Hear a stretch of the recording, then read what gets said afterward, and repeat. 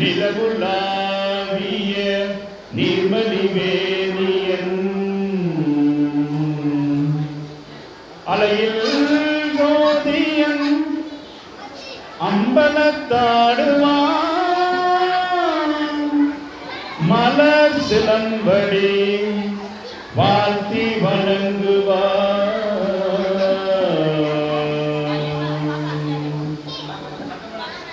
பாலும் தெளித்தேனும் பாகும் பருப்பும் தினம் நானும் கலந்துணக்கு நாம் தருவேன் கோலம் செய் துங்க கரிமுகத்து தூமணியே சங்கத்தமிழ் மூன்றும் தான் ஐந்து கரத்தனை ஆணை முகத்தனை இந்தி நிலம்பிறை போலும் ஏற்றினை நந்தி மகந்தனை ஞான கொடுந்தனை புந்தியில் வைத்தடி போற்றுகின்றேன்.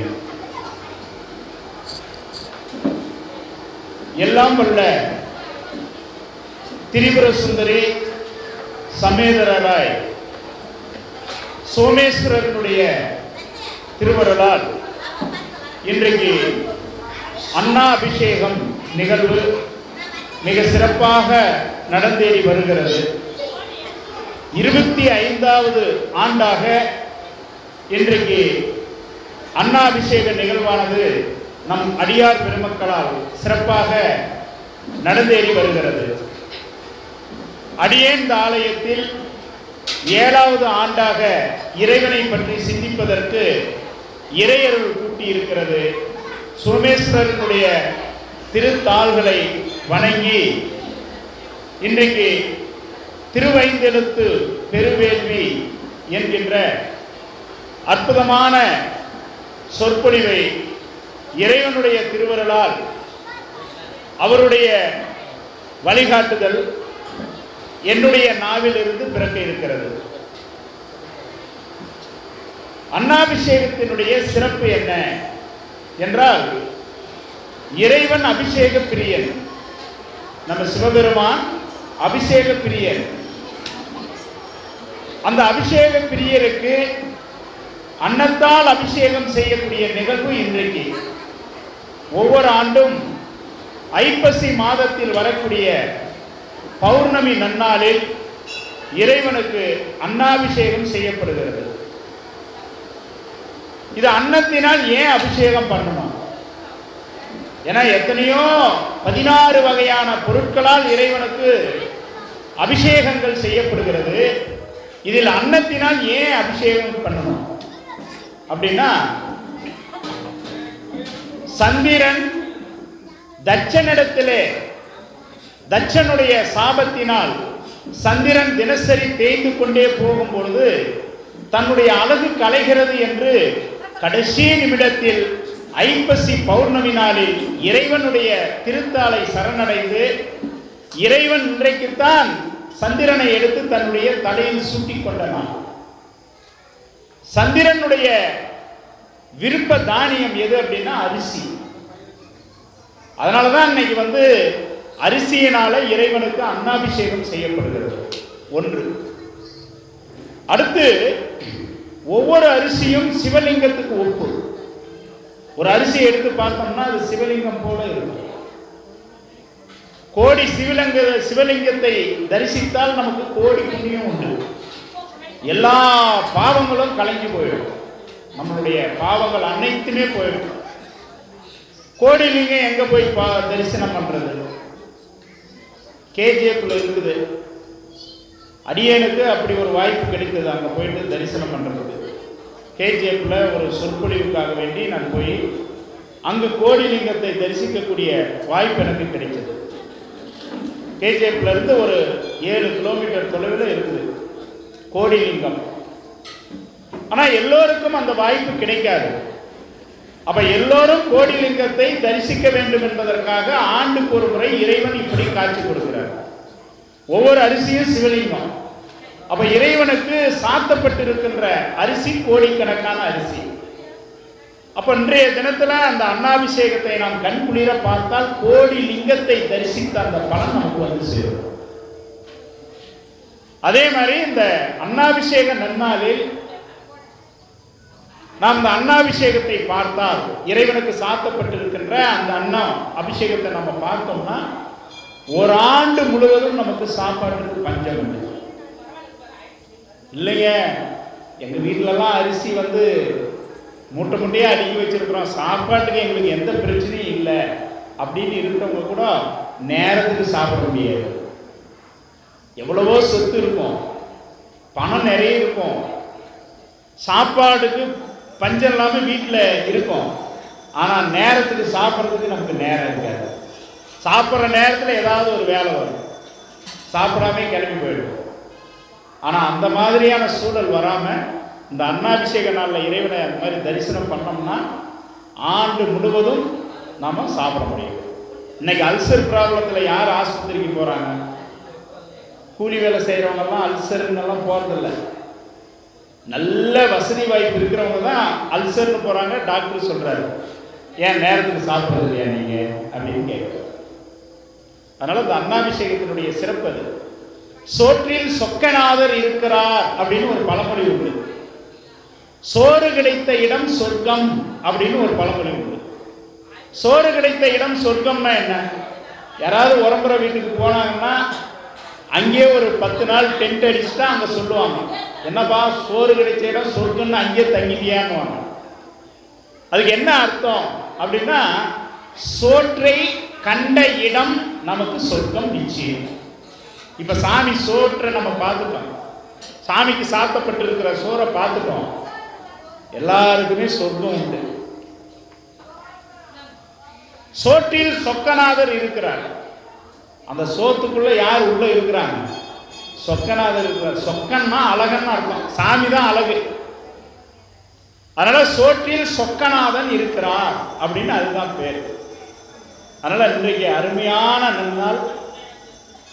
இந்த நன்னாளில் வந்து இறைவனை நம்ம தரிசிக்கும் போது சந்திரனுடைய கடாட்சியமும் நமக்கு கிடைக்கும். அதே போல் இன்னும் சிறிது நேரத்தில் நம்ம சொற்பொழிவு நிறைவு பெற்ற உடனே அந்த இறைவனுக்கு சாத்தப்பட்டிருக்கின்ற அந்த சாதத்தை களைந்து, அதில் 3 பகுதி இருக்குது. கீழே பிரம்ம பாகம், அடுத்து ஆவுடையார் பாகம், அப்புறம் மேலே அந்த ஆவுடையார் பாகம்ன்றது விஷ்ணு பாகம், மேலே இருக்கிற பான பகுதி சிவபாகம். அந்த சிவபாகத்தில் இருக்கிற உணவை நீர்நிலையில் இருக்கிற உணவு அந்த உயிரிகளுக்கு வந்து அது உணவாக கொடுப்பாங்க. மீதி கீழே ஆவுடையார் பகுதியில் இருக்கிறதும் கீழே இருக்கக்கூடிய பிரம்ம பகுதியில் இருக்கிறத தயிர் கலந்து எல்லாருக்கும் அது வந்து பிரசாதமாக தருவாங்க. இன்னைக்கு வந்து அந்த ஈர்ப்பு சக்தி அந்த சாதத்தில் அதிகமாக இருக்கும். அதனால் அது கொஞ்சம் தயிர் கலந்து நமக்கு எல்லாருக்குமே பிரசாதமாக தருவாங்க. நோய் ஏதாவது இருந்தால் அது குணமடையும். அந்த சாப்பாடு வந்து நீங்கள் வாங்கி சாப்பிட்றதுக்கு முன்னாடி சாப்பாட்டை கையில் வச்சுட்டு உங்களுடைய உடலில் என்ன உபாதை இருக்கோ அதை மனசால நினச்சி அதை சாப்பிடுங்க. இதை சாப்பிட்டு எனக்கு அதோட அந்த நோய் வந்து போயிடணும் சாமி அப்படின்னு வேண்டிக்குங்க. குழந்தை வரம் இல்லாதவங்க இந்த உணவை வந்து நான் சாப்பிட்ற நேரத்தில் என் வயிற்றில் ஒரு புழு பூச்சி உண்டாகும் சாமி அப்படின்னு வேண்டிக்கிட்டா நிச்சயமாக அடுத்த ஆண்டு அவர்களுக்கு குழந்தை பிறக்கும். இது எல்லாமே வந்து அனுபவபூர்வமாக நம்ம முன்னோர்கள் வந்து சொல்லி வச்சுட்டு போயிருக்கிறாங்க. அதை தான் வந்து இறைவனுடைய அருளால் நான் சொல்லிட்டு இருக்கேன். இப்போ இன்னைக்கு நம்ம வந்து என்ன தலைப்பில் வந்து நம்ம சிந்திக்க போகிறோம் அப்படின்னா, இன்னைக்கு மிகப்பெரிய வேள்வி வந்து நம்ம செய்ய போகிறோம். மிகப்பெரிய வேள்வின்னா என்ன? நல்ல அக்னி வந்து கூட்டி யாகங்கள் வளர்த்து அந்த யாகத்தில் சாமிக்கு தேவையான ஆவுதி எல்லாம் இட்டு நம்மளுடைய கோரிக்கை என்னவோ அதை சொல்லும் பொழுது அதுக்கான பலன் வந்து நம்ம வந்து சேரும். ஆனால் இன்னைக்கு நம்ம செய்ய போகிறது திருவைந்தெழுத்து பெருவேள்வி. திருவைந்தெழுத்து பெருவேள்வி 5 எழுத்துக்கு மிஞ்சிய மந்திரம் இந்த உலகத்தில் எதுவுமே கிடையாது. சிவாய நம, நமச்சிவாயா 2 மந்திரம். நமச்சிவாயா மந்திரம் அப்படிங்கிறது வந்து ஸ்தூல மந்திரம்னு சொல்லுவாங்க, வாய் விட்டு சொல்லக்கூடியது. சிவாய நம என்று சொல்லக்கூடியது சூட்சம பஞ்சாட்சரம். அது வந்து நம்ம மனசால நினைக்கிறது. முதல்ல நமச்சிவாயா, அந்த நமச்சிவாயாவுக்கு அடுத்த நிலையில நம்ம வந்து சிவாய நமன்னு சொல்லுவோம். நமச்சிவாயா மந்திரத்தை சொன்னால் அந்த உலகத்தில் இருக்கின்ற அத்தனை செல்வங்களும் நமக்கு கிடைக்கும். சிவாய நமன்னு சொன்னால் உலகத்தில் இருக்கின்ற செல்வமும் கிடைக்கும். அடுத்து இறைவனை நாம் அடைந்தால் அங்கும் நமக்கு பதவி இருக்கும். அதுக்காக சொல்லப்படுவது தான் சிவாய நம அப்படின்னு சொல்லி. இதில் நமச்சிவாயா அப்படின்னா நான் அப்படிங்கிறது திரோதமலம் அப்படின்னு அதை சொல்கிறாங்க. அடுத்து மா அப்படிங்கிற சொல்லக்கூடியது வந்து ஆணவ மலம். இறைவன் நம்ம இந்த உலகத்தில் பிறப்பிக்கும் போதே மும்மலத்தோடு படைக்கிறார். என்னென்ன மலம் அப்படின்னா கர்ம மலம், மாய, ஆணவம், இந்த மூணையும் சேர்த்து நம்மளை வந்து படைக்கிறார் சுவாமி. அந்த மூணுத்திலிருந்து இந்த ஆன்மா எப்போ வந்து விடுபடுகிறதோ அப்பதான் இறைவனை நாம் அடைய முடியும். அந்த மூணும் இருக்கும்போது இறைவன் அடைய முடியாது. அந்த மூணையும் நம்ம விடுவோம். அந்த தேங்காய் உடைப்பதனுடைய இதே அதுதான். 3 கண் இருக்கும், மும்மலம். அதை போட்டு உடைச்சிட்டு அப்புறம் உள்ள போன்றாங்க. அது உடைக்கும் போது இந்த மாதிரி மலம் வந்து உடையணும் அப்படின்னு. ஆணவத்தோடு நம்ம வந்து ஆலயத்துக்குள்ள போகக்கூடாது. அது எல்லாத்தையும் கொடிமரத்துக்கிட்ட முதல்ல வணங்கிட்டு அப்புறம் தான் போகணும் சாமி கிட்ட. கொடிமரத்துக்கிட்ட என்கிட்ட எதுவுமே இல்லை சாமி, இந்த உலகத்தில் நீ தான் எல்லாம், நாங்கள்லாம் எதுவுமே இல்லை அப்படின்ட்டு போகணும். அதுதான் அந்த மும்மலங்கள்.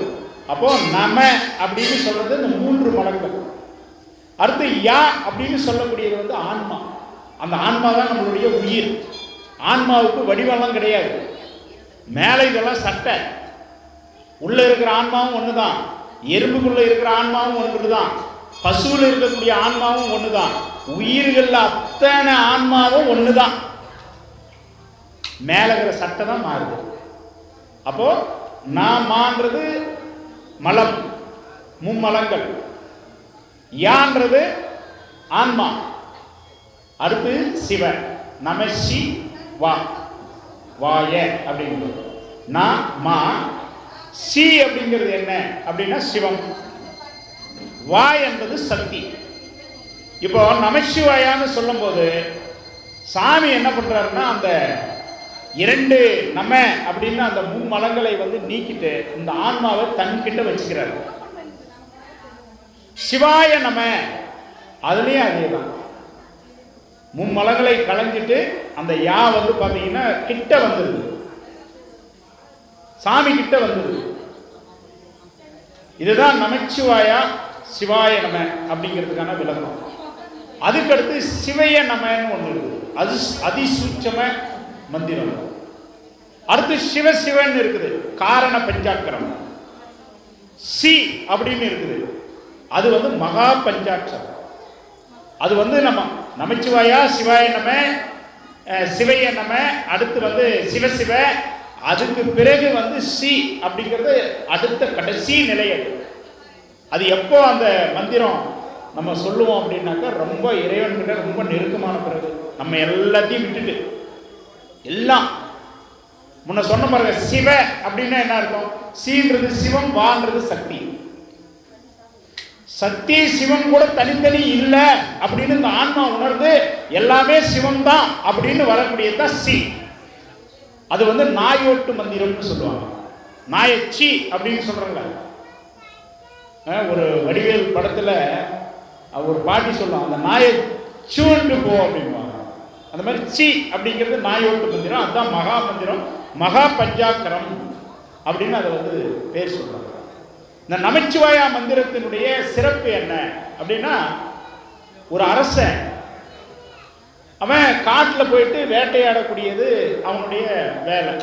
ஏன்னா அரசர்கள் பெரும்பாலும் காட்டில் போய் வேட்டையாடுவாங்க. அந்த மாதிரி வேட்டையாடும் போது ஒரு செடி ஒன்று அலையுது. அதை பார்த்து தான் அங்கே ஏதோ ஒரு மிருகம் இருக்கிறது, மான் போன்ற ஏதோ ஒன்று இருக்கு அப்படின்னு நினைச்சு அம்பை எய்யறான்.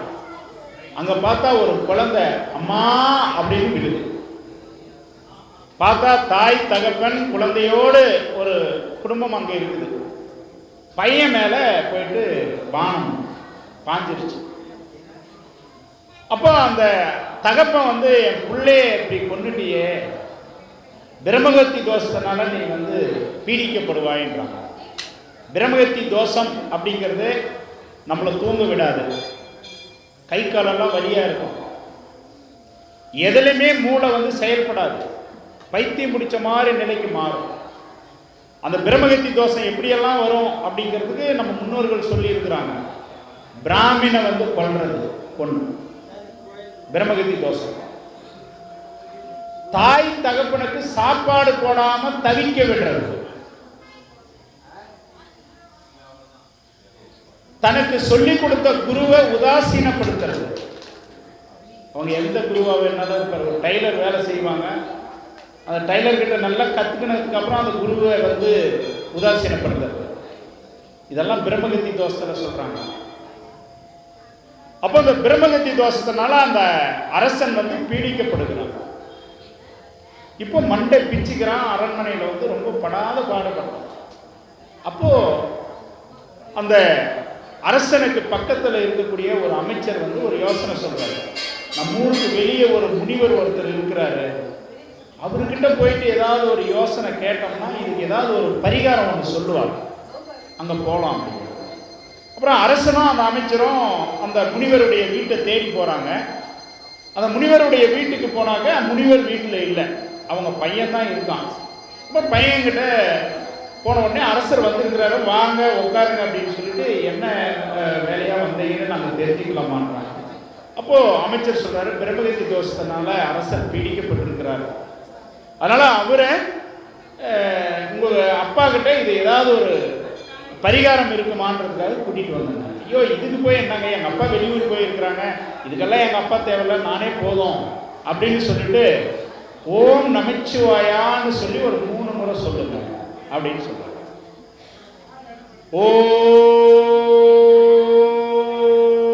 ஓம் நமச்சிவாய 3 முறை சொல்றாங்க. 3 முறை சொன்ன உடனே அவ்வளோதான், உங்களுக்கு பிரம்மகத்தி தோஷம் போயிடுச்சு, நீங்கள் போயிட்டு வாங்க. அவர் முறை சொல்லும் போதே தலையெல்லாம் கொஞ்சம் அப்படியே இலகுவான மாதிரி அரசன் உணர்றான். ரொம்ப நன்றிப்பா அப்படின்னு சொல்லிட்டு கிளம்பி போகிறாங்க. எதிரில் முனிவர் வரார். வந்த உடனே அரசே இவ்வளோ தூரம் அந்த ஏழையின் குடியில் நோக்கி வந்திருக்கிறீங்களே, என்ன விஷயம்? அப்போ பிரம்மகத்தி தோஷத்தினால நான் பீடிக்கப்பட்டிருந்தேன், இங்கே வந்தேன், உங்கள் மகனே சிவாய அந்த நமச்சிவாயா மந்திரத்தை 3 முறை சொல்லுங்க, சரியாக போயிடணும் அப்படி. இப்போ நான் ஃப்ரீயாக இருக்கிறேன், ரொம்ப நன்றி அப்படி. அப்புறம் முனிவர் வீட்டுக்கு வந்தார். வந்த உடனே அரசருக்கு என்னடா சொன்னேன் அப்படின்னு. 3 முறை நமச்சிவாயா மந்திரத்தை நான் சொல்ல சொன்னேன் அப்படின்னு. முனிவர் பலார்னு ஒரு அறையிறார் பையனை. ஏன்டா ஓவர் டோஸ் கொடுத்த அப்படின்னு. 1 முறை சொன்னா போதுண்டா, அந்த பிரம்மகத்தி தோஷம் போயிடும், எதுக்குடா 3 முறை சொல்ல சொன்னேன், இது ஓவர் டோஸ் ஆச்சேடான்னு சொன்னாங்க. அப்ப எப்படி பாருங்க, நம்ம அந்த ஒரு பாவங்கள் அப்படிங்கிறது நமச்சிவாயா அப்படிங்கிற மந்திரத்தை சொன்னாவே நம்மளை பாவங்கள் எல்லாமே போயிடும். அதை தான் ஞானசம்பந்தர் சுவாமிகள் சொல்லுவார். திருநாவுக்கரசர் சொல்லுவார், விண்ணுற அடுக்கிய விறகின் வெவ்வலல் உண்ணிய புயலவை ஒன்றும் இல்லையாம், பண்ணிய உலகினில் பயின்ற பாவத்தை நன்னி நின்று அறுப்பது நமச்சிவாயவேன்னு சொல்லுவார். விண்ணுற அடுக்கிய, விண் வரைக்கும் அடுக்கி வச்சிருக்குது. என்னது? விறகு. விறகு கீழே இருந்து மேல ஆகாயம் வரைக்கும் அடுக்கி வச்சிருக்கிறோம். விண்ணுற அடுக்கிய விறகின் வெவ்வலல் உண்ணிய புயல் அவை ஒன்றும் இல்லையா. ஒரு சின்ன நெருப்பு வச்சா அவ்வளோ விறகு என்ன ஆயிடுது, எரிஞ்சு சாம்பலாயிடும், ஒன்றும் இல்லையா. அந்த மாதிரி பண்ணிய உலகில் பயின்ற பாவத்தை, நம்ம எவ்வளோ பாவத்தை இந்த உலகத்தில் மட்டும் இல்லை, நம்ம ஜன்மாவில் எத்தனையோ ஜன்மம் எடுத்து நம்ம வந்திருப்போம், அத்தனை ஜன்மத்திலே நம்ம எவ்வளவு பாவங்கள் செஞ்சிருந்தாலும் நமச்சிவாயா அப்படிங்கிற மந்திரத்தை சொன்னா அத்தனை பாவங்களும் எப்படி விண் வரைக்கும் அடுக்கி வச்சிருந்த விறகு எப்படி ஒரு சின்ன நெருப்புல பொசுகி போயிடுதோ அந்த மாதிரி பொசுகி போயிடும்னு சொல்றாரு திருநாவுக்கரசர் சுவாமி. விண்ணுற அடுக்கிய விறகின் வெவ்வலல் உண்ணிய புயலவை ஒன்றுமில்லையாம், பண்ணிய உலகினில் பயின்ற பாவத்தை நன்னி நின்று அறுப்பது நமச்சிவாயா. அதுதான் நமச்சிவாயா மந்திரம். நாரதர் கேட்கிறார், பிரம்மா கிட்ட கேட்கிறார், அப்பா நான் தினசரி நான் நாராயணா நாராயணான்ற மந்திரத்தை தான் நான் உச்சரிச்சுட்டு இருக்கேன், ஆனால் எல்லாரும் நமச்சிவாயா நமச்சிவாயான்னு உச்சரிக்கிறாங்களே, அந்த மந்திரத்தினுடைய பலன் என்னவா இருக்கும்? அப்போ பிரம்மா சொல்றாரு, இது நீ ஒரு செய்முறை மூலமாக நீ உணர்ந்தாதான் உனக்கு தெரியும். அங்கே பாரு, ஒரு புழு ஒன்று அப்படி நெருங்கின்னு இருக்கு இல்லையா, அந்த புழு கிட்ட போய் ஓம் நமச்சிவாயான்னு சொல்லு, உனக்கு அந்த மந்திரத்தினுடைய பலன் தெரியும். அந்த புழு நின்றுட்டு இருக்கு, கிட்ட போயிட்டு ஓம் நமச்சிவாயான்னு நாரதர், புழு செத்து போச்சு. ஓடி வந்தா, என்னப்பா நீங்கள் நமச்சிவாயான உடனே புழு செத்து போச்சே அப்படின்னு. அப்படியா, சரி. அதோ அங்கே ஒரு வண்டு பாரு, மண்ணை உருட்டிட்டு போயிட்டு இருக்கு இல்லையா, அந்த வண்டுகிட்ட போய் சொல்லு. கிட்ட வண்டுகிட்ட போனார். போன உடனே ஓம் நமச்சிவாயானாரு, வண்டு செத்து போச்சு. அப்புறம் தந்தையே வண்டும் செத்து போயிடுச்சே, நமச்சிவாயா மந்திரம் சொன்னால் செத்து போயிடுவாங்களா அப்படின்னு. இல்லைப்பா, இப்போ வெளியே அப்படியே போயிட்டு இருந்தனையாக்க ஒரு வயல் ஒன்று வரும், நெல் வயல். அதில் ஒரு கொக்கு ஒன்று இருக்கும். அந்த கொக்கு கிட்ட போய் சொல்லு. நேராக கொக்கு கிட்ட போனார். நமச்சிவாயான்னாரு, கொக்கு செத்து போச்சு அப்படியே. அதுக்கப்புறம் தந்தையே, இதுக்கு மேலே நான் ஒவ்வொரு உயிரையும் நான் கொல்றதுக்கு தயாராக இல்லை, அதனால் தயவு செஞ்சு நமச்சிவாயா மந்திரத்தினுடைய மகிமையை சொல்லு. இல்லைப்பா, இப்போ தான் பாரு, அந்த அந்தனர் வீட்டில் ஒரு மாடு கன்று போட்டிருக்குது, அந்த கன்று கிட்ட போயிட்டு சொல்லு நமச்சிவாயா. கன்று கிட்ட போனார். இப்போ நம்ம நந்தியேஸ்வரருக்கு காதில் போயிட்டு சொல்லுவோம் இல்லையா, ஆனால் அந்த மாதிரி சொல்லக்கூடாதுங்க. நம்ம மனசால் நினைச்சாலே போதும். நம்ம கிட்ட போய் அது காது கிட்ட போயிட்டு நம்ம சொல்லும் போது நம்ம எச்சில் காற்று சாமி மேலே விழக்கூடாது. அதனால் அது யாரோ எப்பயோ செஞ்சு வச்சதை என்ன பண்ணுறாங்கன்னாக்க வழி வழியே எல்லாருமே செய்ய ஆரம்பிச்சிடுறாங்க. சாமிகள்லாம் காது கேட்குங்க. நம்ம மனசால் நினைச்சாலே போதும். நம்ம காதில் போய் ரொம்ப பர்சனலாக சொல்லணுன்ற அவசியம்லாம் கிடையாது. அதே மாதிரி இங்கே சண்டிகேஸ்வரர்கிட்ட போய் கையை தட்டணுன்ற அவசியம் இல்லை. கையை அப்படி தேய்ச்சி காமிச்சா போதும். நான் ஒன்றுமே எடுத்துகிட்டு போல சாமி ஆலயத்தில் இருந்து பாரு. ஐயர் ஒரு வாழைப்பழம் கொடுத்தாரு, விபூதி பிரசாதம் கொடுத்தாரு. இதை தவிர நான் வேறு எதுவும் எடுத்துக்கிட்டு போகல அப்படின்னு சொல்கிறதுக்கு தான் சண்டிகேஸ்வரர். யாரோ ஒருத்தர் போய் இப்படி தட்டியிருப்பாங்க, உடனே எல்லாரும் கை தட்டணும், அவர் செவிட்டு சாமின்னு பேர் வச்சுட்டாங்க. அதனால் கன்றுகிட்ட போயிட்டு சொல்லு நமச்சிவாயா மந்திரம். போயிட்டு கன்றுகிட்ட போய் ஓம் நமச்சிவாயா, கன்று உடனே செஞ்சிருச்சு. தந்தையே, நான் மேலும் மேலும் பாவம் செஞ்சுட்டேன். நான் எத்தனை உயிரை நான் கொல்றது நமச்சிவாயா மந்திரத்தை சொல்லி. இப்படி மரணத்தை கொடுக்கக்கூடிய நமச்சிவாயா மந்திரத்தை சொல்லியே ஆகணுமா அப்படின்னு. இல்லைப்பா, இதுதான் கடைசி. காசிராஜனுக்கு இப்போ பல வருஷமா குழந்தை பிறக்காம இருந்து பிறந்திருக்குது. காசிராஜனுக்கு பிறந்த அந்த குழந்தையினுடைய செவியில் போய் சொல்லு நமச்சிவாயா. அதுதான் முடிவு. உனக்கு அங்க நமச்சிவாயா மந்திரத்தினுடைய பலன் உனக்கு கிடைச்சது. உடனே காசிராஜனுக்கிட்ட போறதா.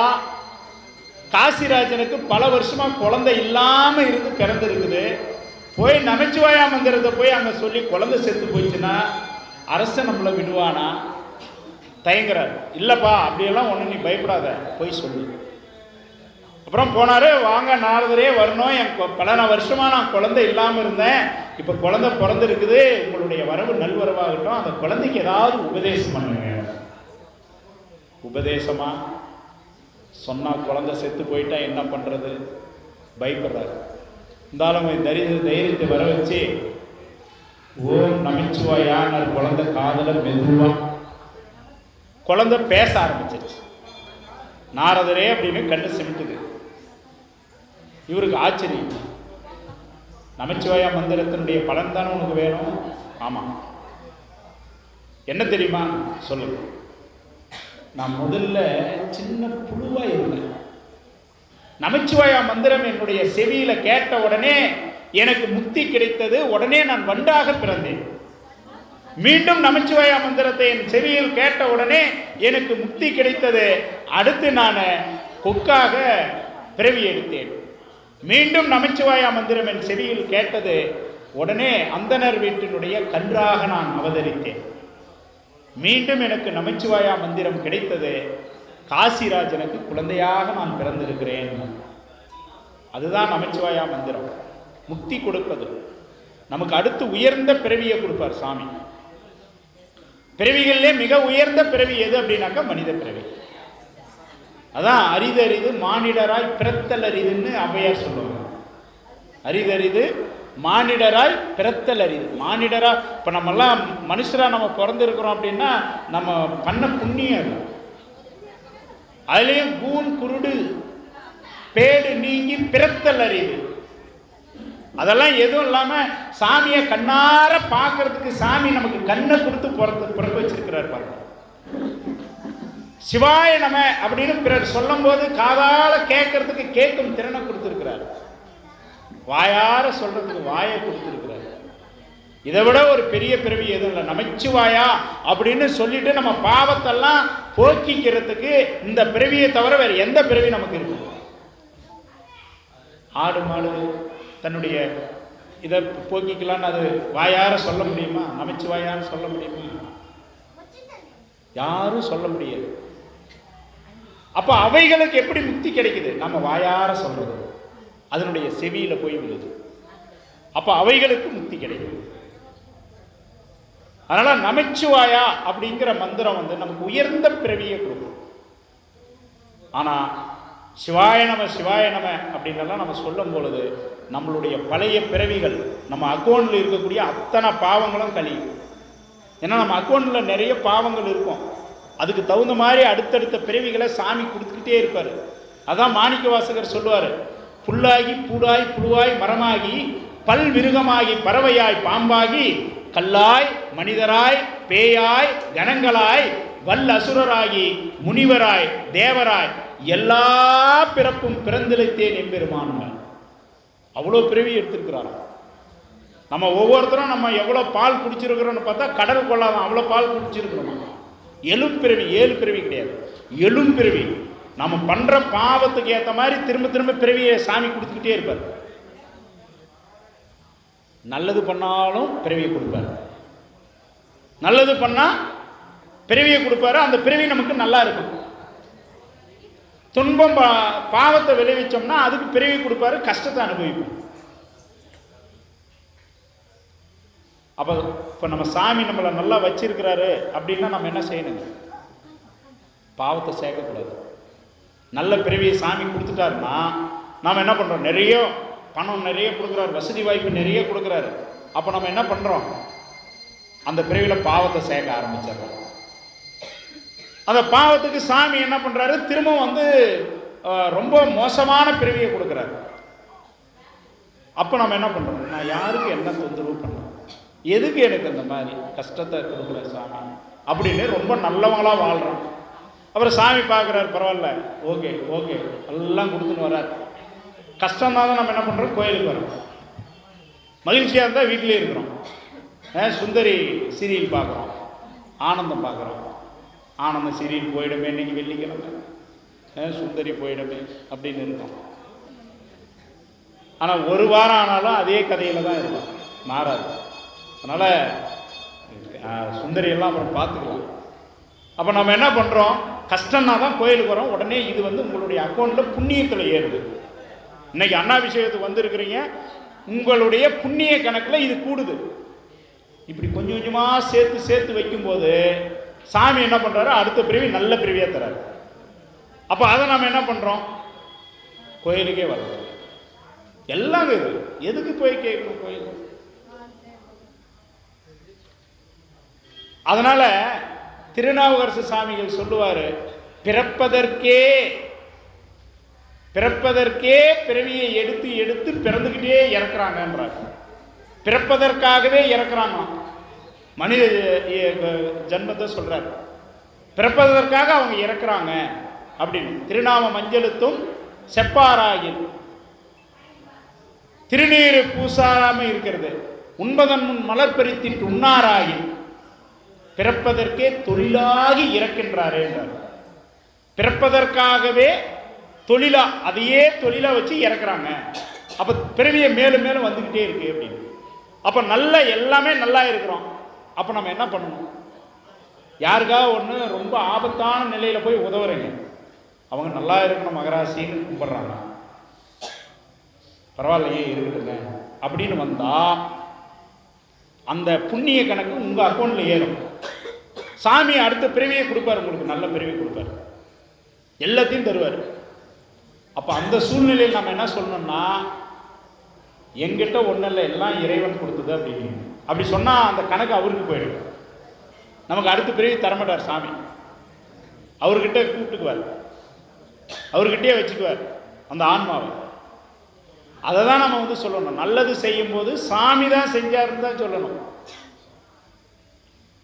இல்லைன்னா அது உங்க கணக்கில் ஏறிடும். நல்லது செஞ்சாலும் பிறவி உண்டு, கெட்டது செஞ்சாலும் பிறவி உண்டு, சைவ சித்தாந்தம் சொல்லுது. அதனால அதை வந்து நம்ம பண்ணணும். அதே மாதிரி இன்னைக்கு நம்ம தலைப்பு வந்து திருவைந்தெழுத்து பெருவேள்வின்னு சொல்றோம். இது என்ன பெருவேள்வி? பேசுறது தானே இருக்கிறோம், ஒன்றும் யாகம்லாம் நம்ம ஒன்றும் வளர்க்கலையே அப்படின்னா, அது திருஞான சம்பந்த சுவாமிகள் சொல்றார். என்ன சொல்றாருன்னா, வேதங்கள் 4 சின்ன கிளாஸ்லேருந்து நமக்கு சொல்லி கொடுத்துட்டு இருக்கிறாங்க. ரிக், யஜுர், சாமம், அதர்வணம் 4 வேதங்கள். வேதங்கள் 4 வகைப்படும், 2 மார்க் நமக்கு கொடுத்துட்டு இருக்காங்க. ஆனால் வேதம்னா என்ன? ரிக் வேதம்னா என்ன? என்ன சொல்லுது? அது யாராவது நம்ம சிந்திச்சிருக்கிறோமா? வேதம் என்ன சொல்லுது அப்படின்னு? ரிக் வேதம் அப்படிங்கிறது என்னன்னா, இறைவனை வழிபடக்கூடிய முறையை நமக்கு சொல்லிக் கொடுக்குது. அதில் இருக்கிறது அதுதான், இறைவனை எப்படி வழிபடணும் அப்படின்னு அந்த வழிபடக்கூடிய முறையை சொல்றது தான் ரிக் வேதம். யஜுர் வேதம் அப்படிங்கிறது அடுத்த நிலை. இறைவனை வழிபாட்டில், இறை வழிபாட்டில் இருக்கக்கூடிய யாகங்கள், வேள்விகளை பற்றி சொல்லுது. ஒரு வேள்வி எப்படி பண்ணணும், ஒரு யாகம் எப்படி பண்ணணும் அப்படிங்கிறத சொல்லுது. சாமம் அப்படின்னு சொல்லக்கூடியது இசை, இன்னிசையால் இறைவனை வழிபடக்கூடியது, இன்னிசையால வழிபடுறது. ஏன்னா சாமி அந்த இசைக்கு மயங்கிடுவார். ராவணன் அதை தான் செய்வார், சாமகானம். ராவணன் இசைக்கக்கூடிய அந்த இசைக்கு பேர் வந்து சாமகானம். சாமம் அப்படிங்கிற வேதத்தில் இருக்கக்கூடியது. சொற்றுணை வேதியன் சோதிவானவன்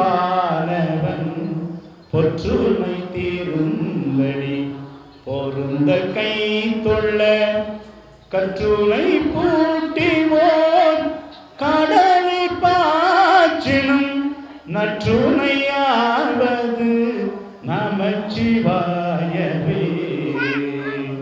இசையோட பாடுறது, அதுதான் சாமவேதம் சொல்லுது.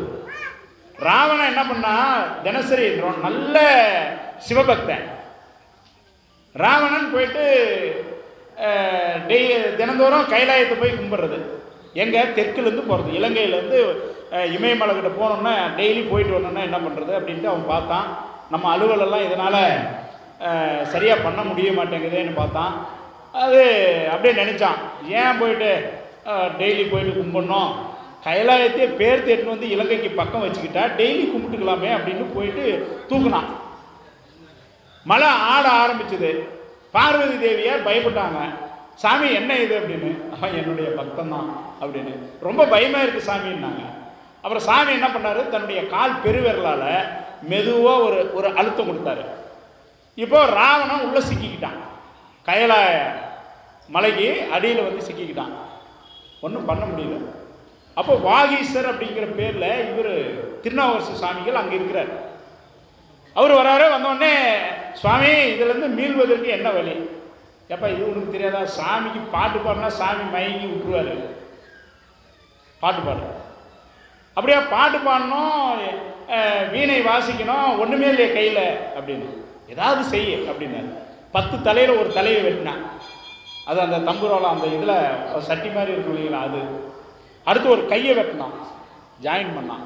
உள்ளக்கிற நரம்பெல்லாம் எடுத்து இது பண்ணி சாமகானத்தை வாசிக்க ஆரம்பித்தான். சாமி மகிழ்ச்சி அடைஞ்சார், மெதுவாக காலை எடுத்தார், எஸ்கேப் ஆயிட்டான்.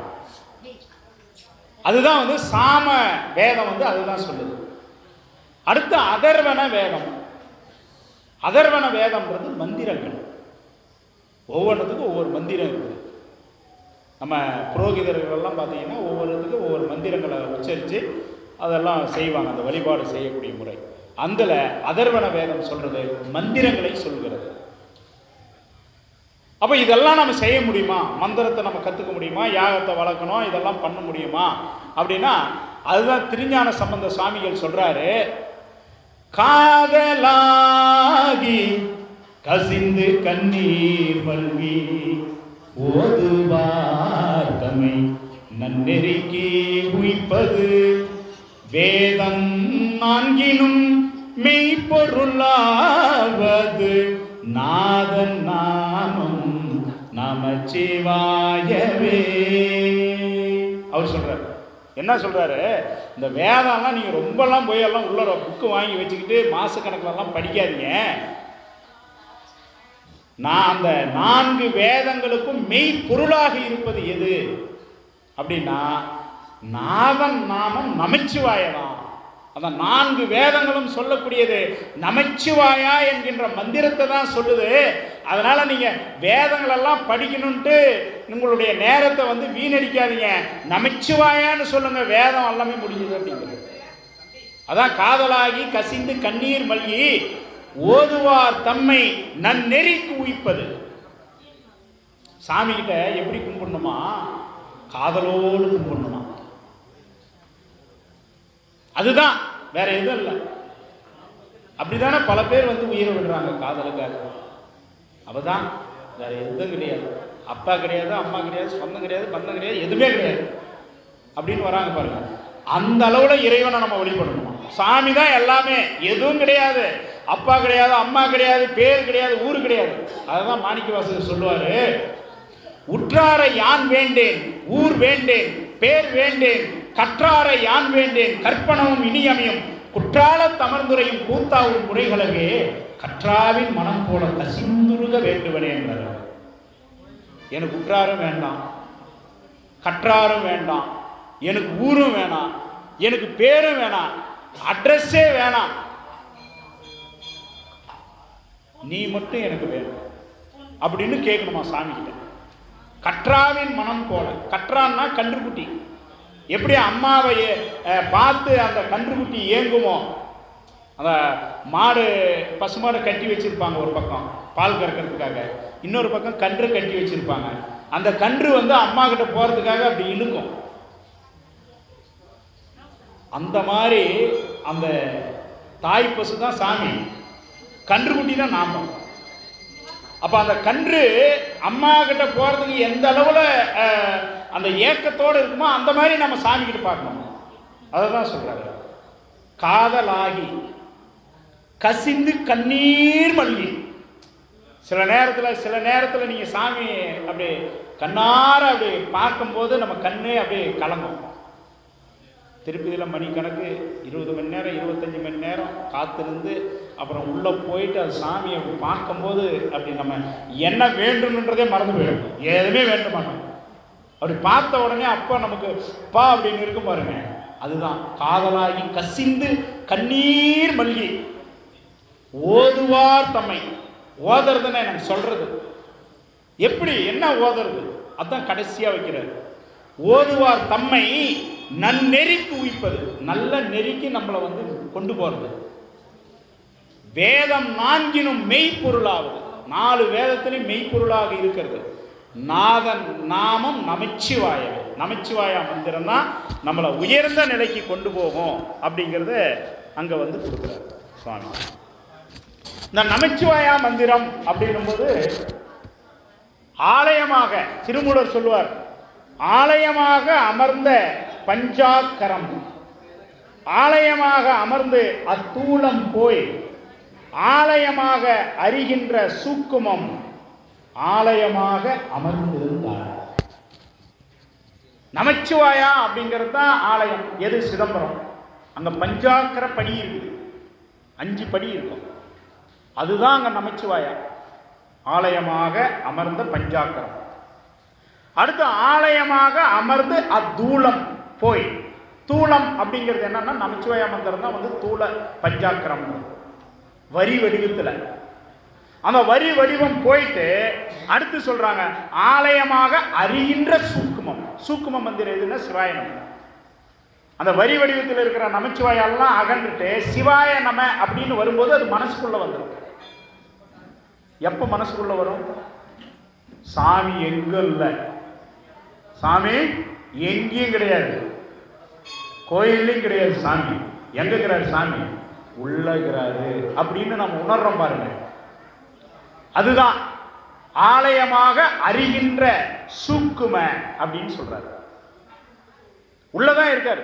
அதான் திருமூலர் சொல்றார், உள்ளம் பெருங்கோயில் ஊன் உடம்பு ஆலயம், வல்லர் பிரானுக்கு வாய் கோபுர வாசல், தெல்ல தெளிந்தாருக்கு ஜீவன் சிவலிங்கம், கள்ள புலன் ஐந்தும் காலா மணி விளக்கேன்னு சொல்றாரு. உள்ளம்தான் பெருங்கோயில், இந்த ஊன் உடம்பு தான் ஆலயம். வாய் என்ன அப்படின்னாக்க இறைவன் உள்ள போயிட்டு வெளியே வர்றதுக்கான கோபுர வாசலாக வாய். அப்ப அந்த ஆலயத்தினுடைய கோபுர வாசலாக இருக்கிற அந்த வாயில என்ன பேசணும்? நல்லவற்றை தான் நம்ம பேசணும். ஆலயத்தினுடைய நுழைவாயில அசிங்கம் பண்ணிடுறாங்கன்னு சொல்லி ஏற்றுவோமா? ஏற்றுக்க மாட்டோம். கோயில் வாசப்படியில எவ்வளவு பண்ணி வச்சிருக்காங்க. செருப்பு அப்படி ஓரமா விட மாட்டாங்க. வாசப்படியில தான் விடணுமா? கோயில் நுழைவாயில தான் விடணுமா? அப்படி ஓரமா விட முடியாதா? எல்லாம் நம்ம பேசிட்டு வரோம். அதுதான் இது வாய். அதை நம்ம நல்லவற்றை தான் பேச வேண்டும் அப்படின்னு அவர் சொல்றாரு. அதுதான் அந்த கடைசியா அந்த உள்ளதான் சிவம் இருக்கிறாரு அப்படின்னு எப்ப நாம உணர்றோமோ அப்போ ஆலயமாக அமர்ந்திருந்தாரு அப்படின்னு அவர் திருமூலர் முடிக்கிறார். உள்ளம் பெருங்கோயில் ஊனுடம்பு ஆலயம், வல்லர் பிரானுக்கு வாய் கோபுர வாசல், தெல்ல தெளிந்தாருக்கு ஜீவன் சிவலிங்கம், கள்ள புலன் ஐந்தும் காலா மணி விளக்கு. கள்ள புலன்றாரு. நம்ம புலன்கள் இருக்கு இல்லையா, அது கள்ள புலன்றாங்க. ஏன்னா எப்ப என்ன பண்ணணும்னு தெரியாது. இங்கே இருக்கும், பக்கத்தில் யாராவது பேசுறாங்கன்னா அதை நம்ம காது கொடுத்து கேட்க ஆரம்பிச்சிடும், இங்கே விட்டுருவோம். அல்லது வெளியே கேட்கறத கேட்க ஆரம்பிப்போம், முன்னால பார்க்கறத விட்டுருவோம். சில நேரம் டிவி பார்த்துனே இருப்போம், ரொம்பவும் உற்று பார்த்துன்னு இருப்போம். அப்போ யாராவது நம்மளை கூப்பிட்டா கூட நமக்கு தெரியாது, பக்கத்துல இருந்தே கூப்பிட்டா கூட தெரியாது. என்ன காரணம்? காது கேட்கலையா? இல்லை, மனசு அதிலே ஊன்றி இருக்கு. அதனால இந்த புலன் கம்முன ஆஃப் ஆயிடுச்சு. கள்ள புலன் ஐந்தும் காலா மணி விளக்கு. காலா அப்படின்னா ஒளிரக்கூடிய மணி விளக்கு. எப்ப சிவாய நமச்சிவாயா மந்திரத்தை எப்ப நம்ம மனதில் தங்க வைக்கிறோமோ அப்ப அந்த இந்த கள்ள புலன்கள் எல்லாமே ஒளிவிட ஆரம்பிக்கும், இருள் நீங்கும். காலம் அப்படின்னு சொன்னா இருட்டுன்னு அர்த்தம். என்ன சொல்றோம்? காலமேகம் அப்படின்றோம். காலமேக புலவர்னு ஒருத்தர் உண்டு. காலமேகம்னா மேகம், கருத்த மேகத்துக்கு பேர் காலமேகம். அப்ப கால அப்படின்னா கருப்புன்னு அர்த்தம். காலா அப்படின்னா எதிர்ச்சொல்லுது. காலா அப்படின்னா எதிர்ச்சொல். நல்ல ஒளிரக்கூடிய மணி விளக்காக இந்த 5 புலன்களும் மாறும். அப்போ அந்த இருள் நீங்கி 5 புலன்களும் ஒளி விட ஆரம்பிச்சிருச்சுன்னா நல்லவற்றை தான் பார்க்கும், அல்லது பார்ப்பதை எல்லாவற்றையும் நல்லவற்றையாக ஏற்றுக்கொள்ளும். அந்த பார்க்குற கண்ணோட்டம் இருக்கு இல்லைங்களா, பார்க்கறத நல்ல கண்ணோட்டமாக கண்கள் பார்க்க ஆரம்பிக்கும், நல்லதாக நுகரும், நல்லதை கேட்கும், நல்லதை பேசும். அப்போ அந்த மாதிரி மாறும். எப்போ? அந்த நமச்சிவாயா அப்படிங்கிற அந்த மந்திரம் உள்ளதான் சாமி இருக்கிறாருன்னு நினைச்சிட்டா இது எல்லாமே நல்லபடியாக வரும். யாரெல்லாம் நமக்கு யார் துணை, நமக்கு யார் துணையாக இருக்கணும்னு நாம் நினைக்கிறோம் அப்படின்னா நமச்சிவாயா மந்திரம் தான் நமக்கு துணை அப்படிங்கிற நாவுக்கரசு பெருமான் சொல்றாரு. ஏன்னா சமணத்தில் போய் சேர்றார் நாவுக்கரசு பெருமான், சைவத்திலிருந்து சமணத்துக்கு போறார். அது மாதிரி சமணத்துக்கு போயிட்டு தன்னுடைய வாழ்நாள் அதிகமாக அங்கே கழிக்கிறார். கடைசி ஒரு 79வது வயசுல வராரு. சின்ன வயசுல சமணத்துக்கு போனவர் 79வது வயசுல தான் வராரு சைவத்துக்கு. அந்த மாதிரி சைவத்துக்கு போறாருன்னு தெரிஞ்ச உடனே சமணத்தில் இருக்கிறவங்க என்ன பண்ணாங்க, இவரை விடக்கூடாது, நம்ம சமயத்தினுடைய ரகசியத்தெல்லாம் இவர் கொண்டு போறாரு அப்படின்னு சொல்லி அவருக்கு நஞ்சு கலந்த உணவு கொடுக்குறாங்க. சாப்பிட்டு அவர் இறக்கணும் அப்படின்னு. அப்ப அவர் என்ன பண்றாருன்னா, அவர் சொல்றாரு, துஞ்சுருள் காலை மாலை தொடர்ச்சியை மறந்திராதே. தொடர்ச்சின்றது யாருனாக்க சாமி தான். துஞ்சிருள் காலை மாலை தொடர்ச்சியை மறந்திராதே. ரெண்டு பொருள் அதுக்கு. ஒன்று, காலையில மாலை 2 நேரமும் சாமியை வழிபடணும், இறைவனுடைய நாமாவை சொல்லணும். காலை கடன் சொல்றாங்க. என்ன காலை கடன்னா, நம்ம பாத்ரூம் போயிட்டு ஃபேஸ் வாஷ் பண்ணிட்டு பல்லெல்லாம் துளக்கிறது தான் நம்ம காலை கடன் நம்ம நினைச்சுன்னு இருக்கிறோம். அது நம்மளுடைய வாழ்க்கையில ஒரு பகுதி, உடலை சுத்தப்படுத்திக்கிறோம், அவ்வளவுதான். ஆனா காலை கடன் அப்படிங்கிறது என்னன்னா, இரவு போய் படுத்தோம்னா காலையில நம்ம எல்லாரும் பாருங்க எழுவுமா அப்படிங்கிறது ஒரு இது. ஏன்னா புத்தர் சிஷியரன் கிட்ட கேட்கிறாரு, ஒரு மனிதனுடைய ஆயுட்காலம் எவ்வளவு? அப்போ புத்தருக்கு 80 வயசு. அவங்க சிஷியர்கள் சொல்றாங்க 80 வயசு சாமின்றாங்க. இல்லை அப்படிங்கிறார். அப்புறம் இன்னொருத்தர் சொல்றாரு, நம்ம ஸ்கூல்ல இந்த பதில் இல்லைன்னா இன்னொரு பதில் சொல்லுவாங்கல்ல, அந்த மாதிரி 70ன்றாங்க. இல்லை. 60 இல்லை. 50 இல்லை. நீங்க இன்னும் 40 30 20 10னாலும் இல்லை அப்படின்ட்டாரு. அப்ப நீங்களே சொல்லுங்க அப்படிங்கிறாங்க. ஒரு மனிதனுடைய ஆயுட்காலம் இதுதான் அப்படிங்கிறார். எவ்வளவுங்க மனிதனுடைய ஆயுட்காலம்? ஒரு செகண்ட் தான். இப்ப இருக்கிறோம், ஒரு செகண்ட்ல இருக்குமான்னு சொல்ல முடியாது. அதனால ஒரு மனிதனுடைய ஆயுட்காலம் ஒரு செகண்ட் தான் அப்படிங்கிறார். அதனால நாளை நாளை நாளைன்னு நம்ம தள்ளி போடக்கூடாது. அப்போ அந்த ஒரு செகண்ட் தான் நம்மளுடைய வாழ்க்கை. இப்போ திருநாவுக்கரசு சாமியை விஷம் வச்சு அந்த நஞ்சு கலந்த உணவை கொடுத்து இது பண்றாங்க. அப்ப காலை கடன் அப்படின்னா, இரவு படுத்து காலையில நம்ம எந்திரிக்க வச்சாரே சாமி, அதுக்கு நம்ம நன்றி சொல்லணும். அதுதான் கடன். இரவு தூங்கணும். நிறைய பேர் சொல்லுவாங்க, காலையில எழுந்தா டீ இல்லைன்னா பால் அப்படிம்பாங்க. நிறைய பேர் அந்த காமெடியா சொல்லுவாங்க. படுத்தோம்னா காலையில எந்திரிச்சா சாமியினுடைய கருணை. அதனால சாமிக்கு நம்ம நன்றி சொல்றது, அதுதான் காலை கடன். அது நம்ம ஆளுங்க எல்லாமே மாத்திட்டாங்க. காலை கடன்னா நம்ம பாத்ரூம் போறது அப்படின்னு. அதை போய் கடன் சொல்ல முடியுமா? கடன்னா கொடுக்காம இருக்கணும், அதுதானே கடன்.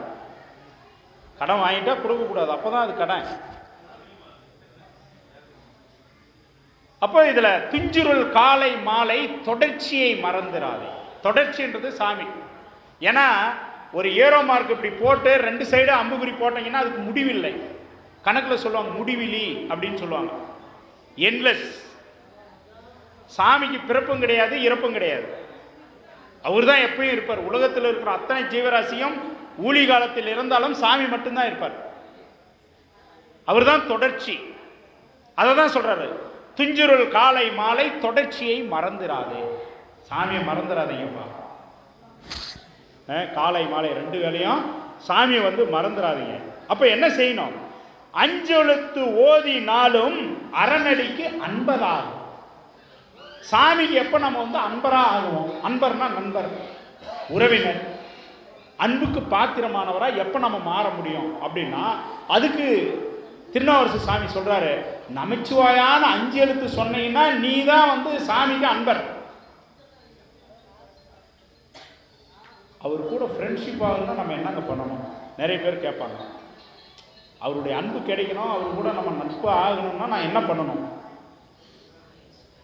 அந்த மாதிரி சாமி கிட்ட நட்பா இருக்கணும்னா நம்ம என்ன பண்ணணும் அப்படின்னா, 5 எழுத்து ஓதினாலும், 5 எழுத்து சொல்லுங்க. 5 எழுத்தை ஓதினால் சாமி கிட்ட நட்பாயிடலாம், நண்பராயிடலாம். அதான் 5 எழுத்து ஓதினாலும் அரணடிக்கு, அரணுடைய அடிக்கு, அரணுடைய திருவடிக்கு அன்பராகும். வஞ்சனை பால் சோறாக்கி வழக்கிலா அமனர் தந்த. அந்த சமணர்கள் என்ன பண்றாங்க? பால் சோறு, நஞ்சி கலந்த பால் சோறு கொடுக்குறாங்க. அதான் அஞ்சனை வஞ்சனை பால் சோறாக்கி வழக்கிலா அமனர் தந்த நஞ்சி அமுதாக்கி வித்தார் நனிப்பள்ளி அடிகளாரே. அந்த 5 எழுத்து ஓதனதுனால நான் சாமிக்கு நண்பனாயிட்டேன், அன்புக்குரியவனாக நான் மாறிவிட்டேன். அதனால் அதனால் சமணர்கள் நஞ்சு கலந்த சாப்பாட்டை எனக்கு கொடுத்த போது கூட சாமி என்ன பண்ணார்னா அதை அமுதமாக மாற்றிவிட்டார். அதான் திருநாவுக்கரசு சாமி சொல்வார், டேய் சாப்பாடு நஞ்சாவதும் அமுதமாகிறதும் உங்க கையிலேயே இருக்குது, சாமி கையில் இருக்குது. ஆழகால விஷம் அப்படியே அமுதமா எடுத்து வாயில விட்டார். அப்படிப்பட்ட சாமிக்கு அன்பராக இருக்கும் என்னை நீங்கள் கலந்து கொடுத்த நஞ்சு உணவு என்னை கொள்ளுமா அப்படின்னு ஒரு கேள்வி கேட்கிறார். துஞ்சுருள் காலை மாலை தொடர்ச்சியை மறந்துராதே, அஞ்செழுத்து ஓதி நாளும் அறநடிக்கு அன்பதாகும், வஞ்சனை பால் சோறாக்கி வழக்கிலா அமனர் தந்த நஞ்சினை அமுதமாக்கும் நனிப்பள்ளி அடிகளாரே அப்படின்னு ஒரு பாடல்ல சொல்றார். சாப்பாடு சாப்பிட்றதுக்கு முன்னாடி, சாப்பாட்டை எடுத்து வாய் நம்ம சாப்பிட்றதுக்கு முன்னாடி சிவாய நமச்சிவாயா அப்படின்னு 5 எழுத்தை சொல்லி நம்ம சாப்பிட்டோம்னா ஃபுட் பாய்சன் வராது. ஃபுட் பாய்சன் ஆயிடுச்சுங்க சாப்பிட்டது அப்படின்னு ஹாஸ்பிட்டல் போக தேவை. அப்படி இருந்தாலும் சாமி அதை அமுதமாக மாற்றி கொடுத்துருவாங்க. அதே மாதிரி கடல்ல தூக்கி போடுறாங்க. அடுத்து நஞ்சு கலந்த உணவு அமுதமா மாறிடுச்சு. திருநாவுக்கரசு சாமி சாகலை, ஏன்னா 5 எழுத்து ஓதி அதுல இருந்து தப்பிச்சிட்டார் சாமி. அந்த சாப்பாடு நல்லா சாப்பிட்டாரு, அது அமுதமாயிடுச்சு, அவர் பசி அடங்கிடுச்சு. அடுத்து பார்த்தாங்க சமணர்கள், இவர் இப்படியே விட்டு ஆகாது, ஏதாவது ஒன்று பண்ணி உயிரை காப்பாத்திக்கிறாரு, கல்லுல நல்லா போட்டு கட்டி கடல்ல தூக்கி போட்டோம்னா சாப்டர் க்ளோஸ். கல்லில் போட்டு கட்டுறாங்க, கட்டி எடுத்து கடல்ல போட்டாங்க. நம்ம வங்காள விரிகுடா தூக்கி போட்டாச்சு. போட்டதுக்கு அப்புறம் கல்லையே தெப்பமாக மாற்றி சாமி மேல கரைக்கு வராரு. அதுதான் முன்ன சொன்னோம், சொற்றுணை வேதியன் ஜோதி வானவன் சாமி தான். சொற்றுணை அவருக்கு யாரு துணை? நமக்கெல்லாம் யாரு துணை? சொல் துணை. அதான் சொற்றுணை, சொல் துணை. எந்த சொல் துணை? நமச்சிவாயா. சொற்றுணை வேதியன் ஜோதி வானவன் பொற்றுணை திருந்த கைத்தொழ கற்றுணை பூட்டிவோர். கற்றுணைனா கல்ல துணையாக கட்டி, கற்றுணை பூட்டிவோர் கடலீர் பாய்ச்சினும். கடலுக்குள்ள தூக்கி போட்டாலும் நற்றுணையாவது நமச்சிவாயவே. நமச்சிவாயா மந்திரம் என்ன பண்ணும்? நமக்கு துணையாக இருந்து மேலே கொண்டு வரும் அப்படின்னு சொல்றாரு. இந்த பதிகம் நம்ம பெரிய துன்பத்தில் மாட்டிக்கிட்டோம், யாரும் நமக்கு உதவ மாட்டாங்க, உதவ முடியாது. அப்படிப்பட்ட துன்பத்தில் நம்ம மாட்டிக்கிட்டோம் அப்படின்னா இதை ஓதனா போதும், சாமி அது ஏதோ ஒரு வழியில் நம்மளை காப்பாற்றி விட்டுருவார். சொற்றுணை வேதியன் ஜோதி வானவன் பொற்றுணை திருந்தடி பொருந்த கைத்தொழ கற்றுணை பூட்டி ஓர் கடலில் பாய்ச்சனும் நற்றுணையாவது நமச்சிவாய அப்படி சொன்னாங்க. அதே மாதிரி ஏதாவது ஒரு துன்பம் இருந்தா, ஏதாவது ஒரு துன்பம் அப்படின்னா நமச்சிவாயா அப்படிங்கிறவங்களுக்கு மரணம் கிடையாது. நமச்சிவாயா மந்திரத்தை யார் சொல்றோமோ, சிவச்சின்னங்கள்னு இருக்குது, புறச்சின்னம் அகச்சின்னம்னு இருக்குது. புறச்சின்னம்ன்றது நெற்றியில விபூதி, கழுத்துல ருத்ராட்சம், இது சிவச்சின்னம். அக சின்னம் அப்படிங்கிறது என்னன்னா நமச்சிவாயா மந்திரத்தை சொல்றது, அது அகச்சின்னம். இதை யார் சொல்றாங்களோ அவங்களுக்கு மரணம் கிடையாது. அப்ப அப்படியே இருப்பாங்களா? அப்ப 200 வருஷம் 300 வருஷம் இருக்கிறாங்களா அப்படின்னா மரணம்னா என்ன? யமன் வரமாட்டான். யார் நமச்சிவாயா மந்திரம் சொல்றாங்களோ, யார் கழுத்துல ருத்ராட்சம் அணிஞ்சு இருக்கிறாங்களோ, யார் நெற்றியில விபூதி வச்சிருக்கிறாங்களோ அவங்கள கூட்டிட்டு போறதுக்கு யமன் வரமாட்டான். சாமி தேவகணங்களை அனுப்பும். சாமி தேவகணங்களை அனுப்பி நம்மளை சாமி கூட்டிட்டு போவார். அந்த மரணம் எப்படி இருக்கும் அப்படின்னா, நம்ம உடம்புக்கு எந்த வலியும் கொடுக்க மாட்டார் சாமி. மகிழ்ச்சியான மரணம் கிடைக்கும். யாரும் அழ வேண்டியதில்லை. நல்ல வாழ்க்கையை அனுபவிச்சு சாமி நம்ம உடம்புக்கு எந்த வலியும் கொடுக்காத மரணத்தை கொடுத்து அவர்கிட்ட கூட்டிட்டு போவார். அதுதான் மரணம் இல்லாத வாழ்க்கை. மரணித்தால் மீண்டும் பிறவி எடுக்கணும். அதனால மரணம் இல்லாத வாழ்க்கை. பிறவி மறுபடியும் கொடுக்க மாட்டார், சாமி அவர்கிட்ட வச்சுக்குவார். அதுதான் மிருகண்டு முனிவர்னு ஒருத்தர். ஏன்னா இதை சொல்லிட்டோம்னா நம்ம பேச்சுக்கு நம்ம திரையிடுவோம். மிருகண்டு முனிவர், அவங்களுடைய மனைவி யார் அப்படின்னா மருதவதி. நீண்ட காலமாக குழந்தை இல்லை, சிவபக்தர், சிவத்தையே தினசரி சொல்லிக்கிட்டு இருக்கிறவங்க.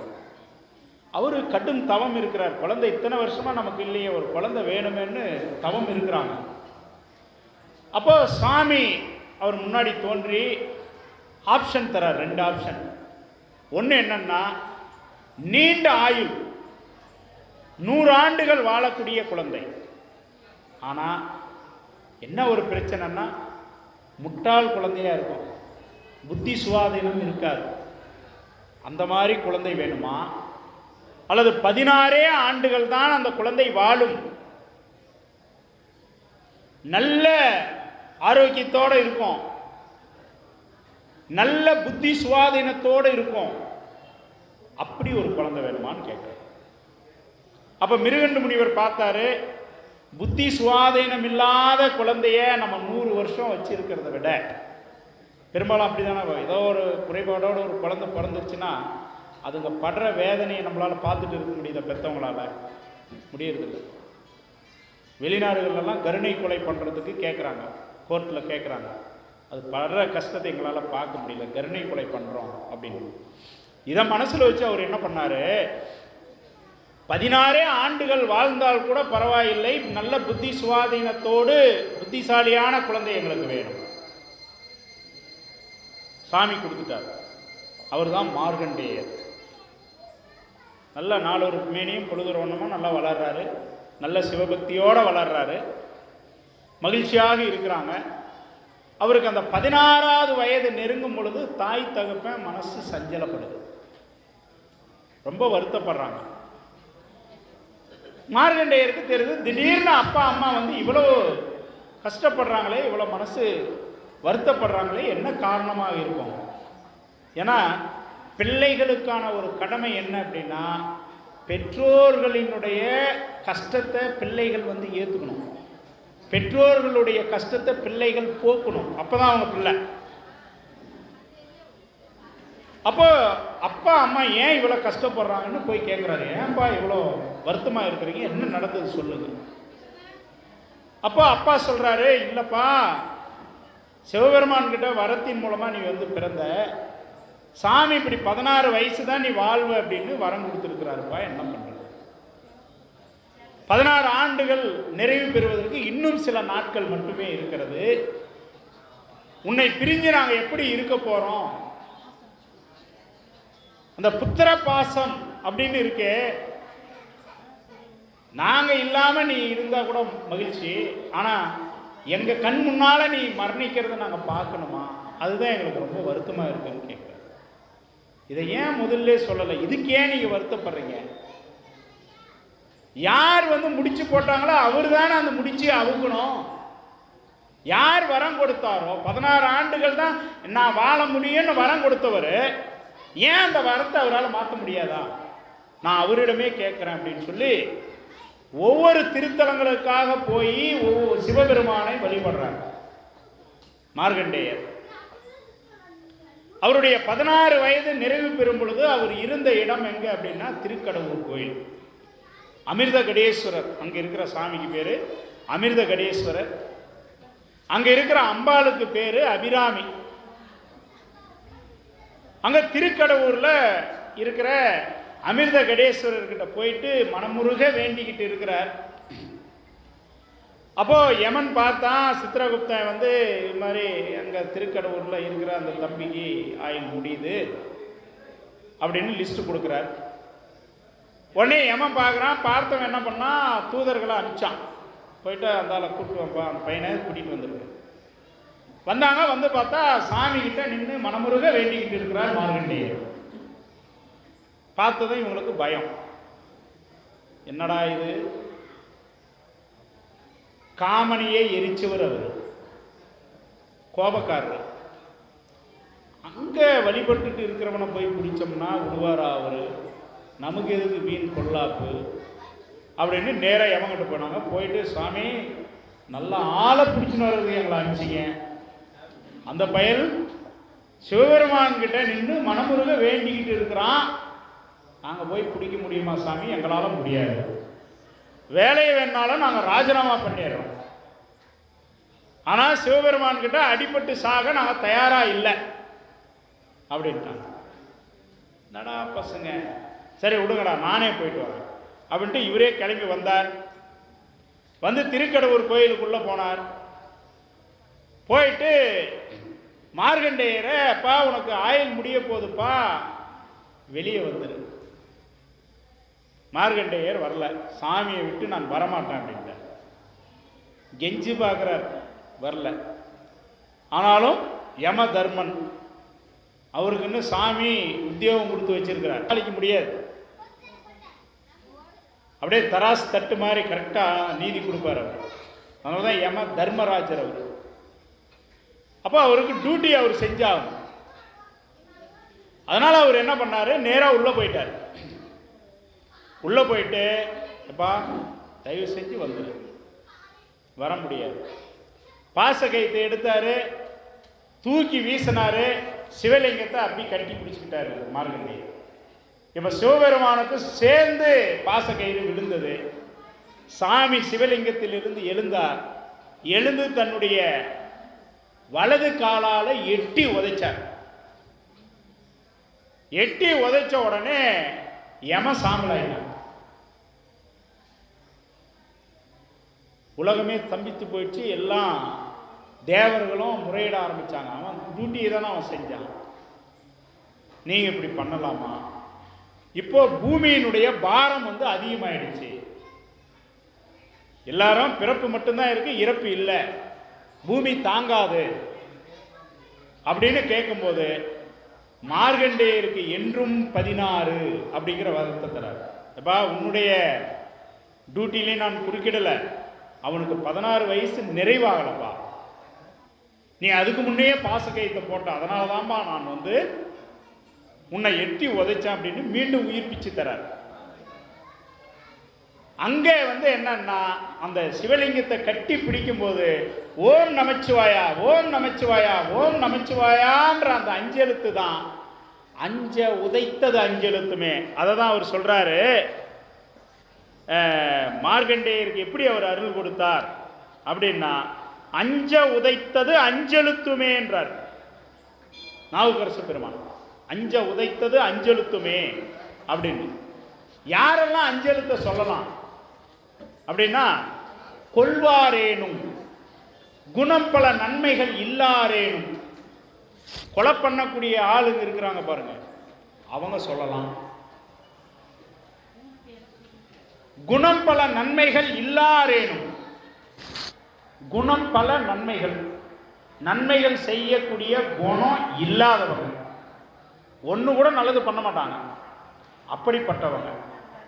இயம்புவர் ஆயிடில், அவங்கெல்லாம் இயம்புவர். என்ன இயம்புவது? அஞ்செழுத்த இயம்புவர் ஆயிடில்.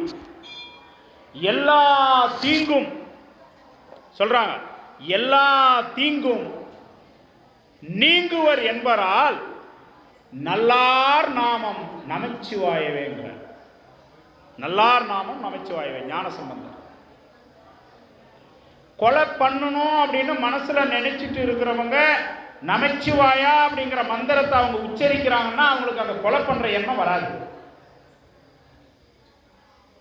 ஒரு சின்ன உதவி கூட பண்ண மாட்டாங்க. குணம், நல்ல குணமே அவங்களுக்கு கிடையாதுன்றவங்க கூட நமச்சிவாயா மந்திரத்தை சொன்னா எல்லா நன்மைகளும் செய்ய ஆரம்பிச்சிருவாங்க. இயம்புவர் ஆயிடில் எல்லா தீங்கும் நீங்குவர். அவங்களுக்கு என்ன தீங்கு இருக்கோ எல்லாமே நீங்கி போயிடும். எப்படி அப்படின்னா நல்லார் நாமம் நமச்சிவாயவே அப்படின்னு அவர் சொல்றார். அதனால இந்த நமச்சிவாயா அப்படிங்கிற மந்திரம் இப்போ இந்த ஆலயத்துக்கு வந்து இவ்வளோ நேரம் அந்த நமச்சிவாயா மந்திரத்தை பற்றி நீங்கள் கேட்டுட்டு இருக்கிறீங்க பாருங்க. இப்போ நம்ம மிகப்பெரிய வேள்வி செஞ்சா ஆயிரக்கணக்கான அந்தணர்களை கொண்டு மிகப்பெரிய வேள்வி அமைச்சா. கந்த புராணத்தில் சொல்லுவாங்க, சூரபத்மன் வந்து 1000 யாகத்தை வளர்த்தானா. சாமி தோன்றலன்ன உடனே கையை வெட்டி யாக குண்டத்தில் போடுறான், அடுத்து காலை வெட்டி போடுறான், கடைசி கழுத்தை வெட்டுறதுக்கு போறான். சாமி கையை பிடிச்சிக்கிறாரு, விடுப்பா உனக்கு என்ன வேணும் அப்படின்னு கொடுத்தது தான் நம்ம இப்போ சூரசம்காரம் பார்த்தோம். அதனால சூரனுக்கு சாமி அப்படி வரம் கொடுக்கறதுக்காக வேண்டி சூரன் செஞ்ச அந்த யாகம் இருக்கு பாருங்க, அந்த யாகம் மிகப்பெரிய யாகம். அந்த யாகம் செய்த புண்ணியம் இவ்வளவு நேரம் நீங்க நமச்சிவாயா மந்திரத்தை பத்தி கேட்டதுல உங்களை வந்து சேர்ந்துருச்சு. அதனாலதான் இன்னைக்கு தலைப்பே வந்து திருவைந்தெழுத்து பெருவேள்வின்னு சொல்லியிருக்கோம். ஒரு பெரிய வேள்வி செஞ்சா அந்த வேள்வியினுடைய பலன் என்ன கிடைக்குமோ அந்த பலன் எல்லாமே உங்களுக்கு கிடைத்து விட்டது.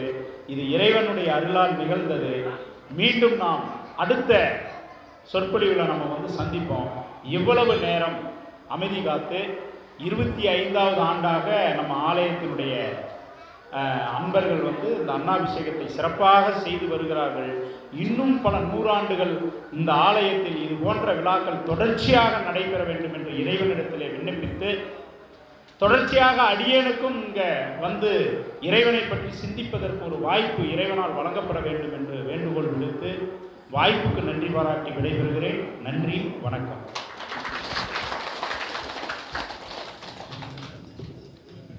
இவ்வளவு